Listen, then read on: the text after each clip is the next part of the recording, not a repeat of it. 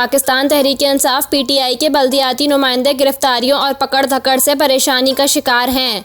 ज़राए के मुताबिक पीटीआई के बेशतर चेयरमैन अपनी ही पार्टी के रवैये से नाला हैं। तर्जुमान पीटीआई का कहना है कि जमहूरियत की चैंपियन बनने वाली पीपल्स पार्टी मुस्तकिल गैर जमहूरी हथकंडे इस्तेमाल कर रही है।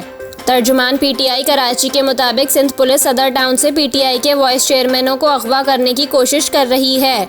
रहनुमाओं की गिरफ्तारी के लिए छापे मारे जा रहे हैं। अब तक 3 वाइस चेयरमैनों को अगवा करने की कोशिश की जा चुकी है। तर्जुमान के मुताबिक सदर टाउन से माजूर अफराद की मखसूस नशिस्त पर पीटीआई के उम्मीदवारों को गिरफ्तार कर लिया गया है।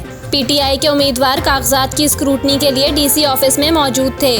तर्जुमान ने इल्जाम आयद किया है कि डीसी साउथ का दफ्तर इस वक्त पीपल्स सेक्रेटेरिएट बना हुआ है। पीपल्स पार्टी की ईमा पर पीटीआई के खिलाफ कार्रवाइयां की जा रही हैं। दूसरी जानिब ज़राए के मुताबिक पीटीआई कराची डिवीज़न की जानिब से बल्दियाती नुमाइंदों की सरपरस्ती करने वाले पार्टी रहनुमा गायब हैं। बल्दियाती नुमाइंदों की गिरफ्तारी के बाद रिहाई के लिए जमात इस्लामी और दीगर ज़राए काम आने लगे हैं। ज़राए के मुताबिक मखसूस नशिस्तों की स्क्रूटनी के लिए जाने वाले नुमाइंदे भी परेशान हैं। मुत्तहिद बल्दियाती नुमाइंदे पुलिस को जलाओ घेराव में मतलूब हैं। वाज़ेह रहे कि पाकिस्तान तहरीक-ए-इंसाफ के 43 यूनियन कमेटियों के चेयरमैन मुंतखब हुए थे। ख़वातीन, नौजवान, माजूर और लेबर की 19 मखसूस नशिस्तें भी पीटीआई को मिली।